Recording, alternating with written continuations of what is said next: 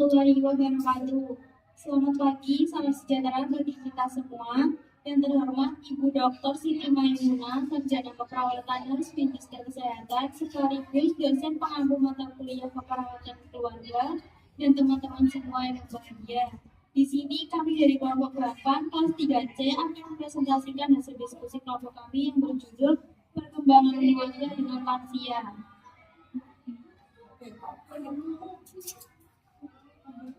Anggotanya yang terdiri dari Astri Paradina Natasha dari NIM 101, ada Atali Rizky Anggraini dari NIM 102, Firda Rizkia dari NIM 116, Meike Galuh Alikumia Putri dari NIM 121, dan Nisa Kodrinate dari NIM 128. Yang pertama, latar belakang. Lansia atau lanjut usia adalah siklus di mana kehidupan yang datang pada setiap individu. Lansia adalah salah satu subjek dalam pembangunan kesehatan. Pengalaman hidup yang dimiliki oleh lansia lebih banyak dibandingkan dengan kelompok usia lainnya, menempatkan lansia bukan hanya orang yang dihormati, namun juga dapat berperan sebagai agen of change di lingkungan keluarga dan masyarakat. Pendukung utama bagi lansia untuk mempertahankan kesehatannya adalah keluarga. Peran keluarga sebagai perawatan lansia adalah mempertahankan dan meningkatkan status mental menjaga serta merawat lansia. Materi berikutnya akan dilakukan oleh rekan saya.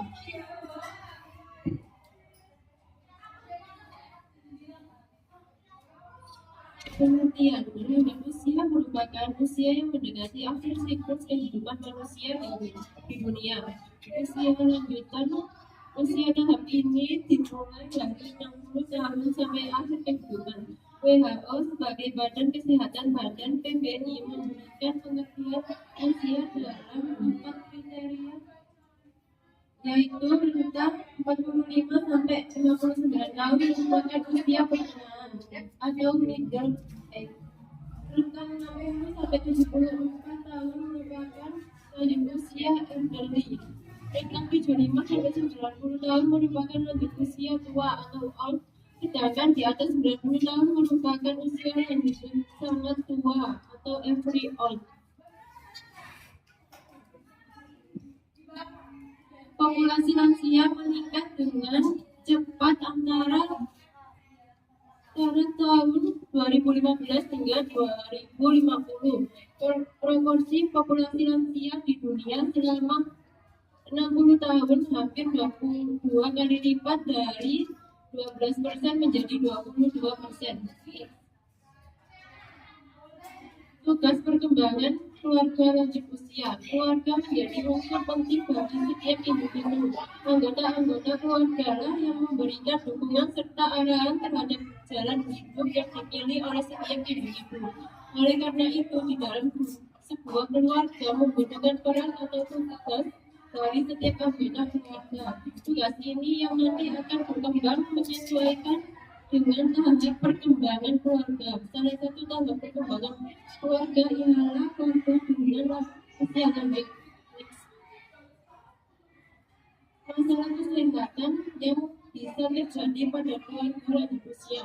Masalah kesehatan yang sering terjadi pada lansia menurut Hamoko tahun 2012 sering disebut dengan istilah 14, yaitu imobilitas atau kurang bergerak, ketidakstabilan atau berdiri dan berjalan tidak stabil atau mudah jatuh, inkontinensia atau lebih besar buang udara kecil dan atau buang udara besar, intelektual gangguan ada atau gangguan intelektual atau demensia, infeksi gangguan hearing, penglihatan dan pendengaran, mencicipi, bau, komunikasi, penyembuhan kulit, integritas atau gangguan panca indera, komunikasi, penyembuhan dan kulit. Dampak pada sulit buang udara besar, isolasi, depresi, inanition atau kurang gizi, ketidakberdayaan atau tidak punya uang, iatrogenesis atau menderita penyakit akibat obat-obatan, insomnia atau gangguan tidur, imun defisiensi atau daya tahan tubuh yang menurun, impotensi atau impotensi. Selanjutnya akan dibacakan oleh Rekan saya.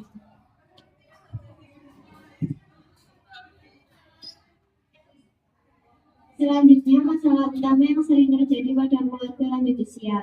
Yang pertama, gangguan mobilitas. Gangguan mobilitas pada lansia disebabkan oleh penurunan sistem muskulus skeletal akibat proses pelemahan. Kelemahan pada otot dan sendi merupakan hal yang umum terjadi dan memengaruhi kemampuan lansia untuk menjalankan aktivitas seharian secara mandiri. Hambatan mobilitas dapat memicu yang pertama keterbatasan dalam berpindah tempat, yang kedua sulit melakukan aktivitas dasar seperti mandi, makan, berpakaian. Yang ketiga, ketergantungan terhadap orang lain meningkat. Imobilisasi jangka panjang dapat menyebabkan atrofi otot, penurunan daya tahan tubuh, gangguan keseimbangan dan stabilitas, gangguan metabolisme, kalsium, resiko osteoporosis. Yang kedua, ketidakstabilan. Jantung merupakan kejadian umum pada lansia, terjadi saat individu sadar tiba-tiba berada di permukaan tanah tanpa sebab eksternal seperti pingsan atau kejang. Faktor penyebab terbagi menjadi dua, yaitu faktor intrinsik, kelemahan otot, gangguan penglihatan, vertigo, hipotensi atau hipertensi, demensia. Yang kedua, faktor ekstrinsik, lingkungan tidak aman, lantai licin, cahaya redup, tangga tanpa pegangan. Penata-laksanaan harus bersifat individual bergantung pada kondisi akut atau kronis dengan pendekatan multifaktorial. Sistem yang terlibat. Yang pertama, sensorik, penurunan penglihatan, pendengaran, fungsi vestibular dan proprioceptif menyebabkan vertigo dan ketidakseimbangan. Yang kedua, SSP, sistem saraf pusat, stroke, Parkinson, hidrosefalis, tekanan normal, respon motorik menurun. Yang ketiga, kognitif, demensia meningkatkan risiko jatuh karena gangguan persepsi dan kesadaran akan bahaya. Yang keempat, muskuloskeletal, penurunan kekuatan otot dan gangguan gaya berjalan atau kiprah karena proses pelemahan. Pencegahan dengan modifikasi lingkungan ramah, latihan keseimbangan, memantau kondisi kesehatan, dan edukasi keluarga. Next.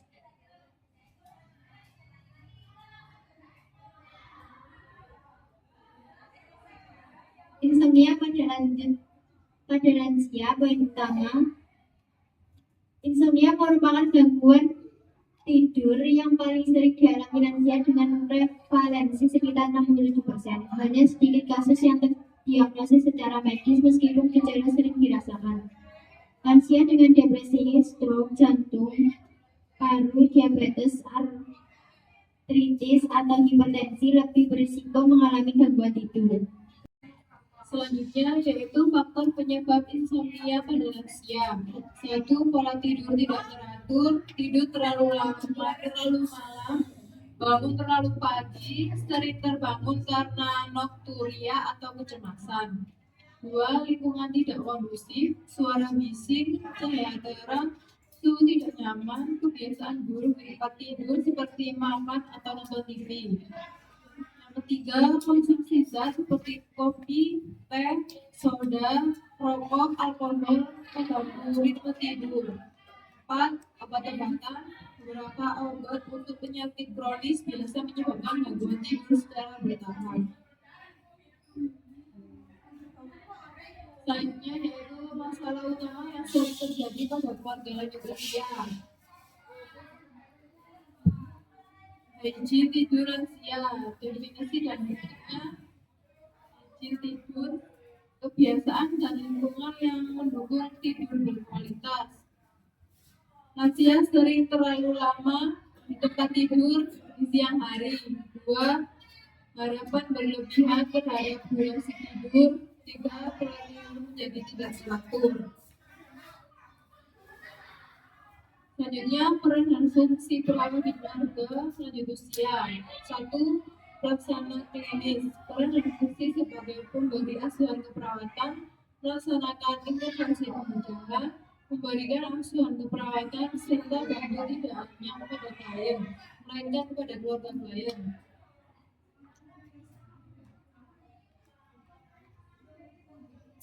Selanjutnya, pengacara sebagai pemberi informasi kepada klien dan sebagai penghubung antara klien dengan tenaga mesinnya.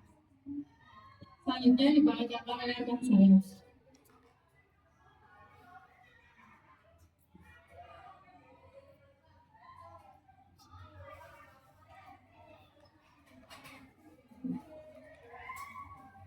Selanjutnya yaitu kolaborator. Perawat melaksanakan kolaborasi dengan tim kesehatan lainnya seperti dokter, ahli gizi, farmasi, fisioterapis, dan lainnya untuk berbagi pendapat dan menentukan bentuk pelayanan yang akan diberikan kepada klien. Lalu konselor, perawat mendampingi dan memberi pendapat dan memberikan solusi kepada pasien untuk mengatasi masalah mengenai penyakitnya serta memberikan informasi mengenai penyakitnya. Lalu menjadi pendidik, perawat mengedukasi pasien melalui pendidikan kesehatan kepada pasien mengenai masalah penyakit maupun lingkungan. Lalu menjadi peneliti, perawat melaksanakan penelitian terhadap fenomena yang terjadi berpengaruh terhadap kesehatan bahkan mengancam kesehatan. Lalu menjadi manajer kasus, perawat mengkoordinasikan tim kerja dalam memberikan ASI kepada pasien. Kesimpulan, usia lanjut merupakan usia yang mendekati akhir siklus kehidupan manusia. Usia tahap ini dimulai dari 60 tahun sampai akhir kehidupan. Usia lanjut merupakan istilah tahap akhir dalam proses penuaan. Keluarga memiliki peran penting dalam mendampingi lansia, terutama dalam mempertahankan hubungan sosial dan hubungan emosional. Dalam teori perkembangan keluarga oleh Duval, keluarga dengan anggota lansia memiliki tugas perkembangan untuk menjaga kedekatan dan saling dukung antar anggota keluarga. Perawat juga memegang peran strategis dalam meningkatkan kualitas hidup lansia, baik sebagai pelaksana klinis, konselor, kolaborator, edukator, maupun peneliti. Kolaborasi antara keluarga dan tenaga kesehatan seperti perawat sangat diperlukan untuk menghadapi tantangan masa tua dan menciptakan kehidupan yang sehat, bermartabat, dan bermakna bagi para lansia.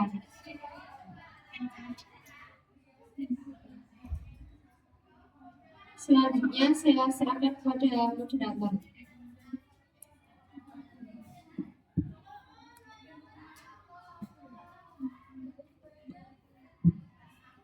Baik,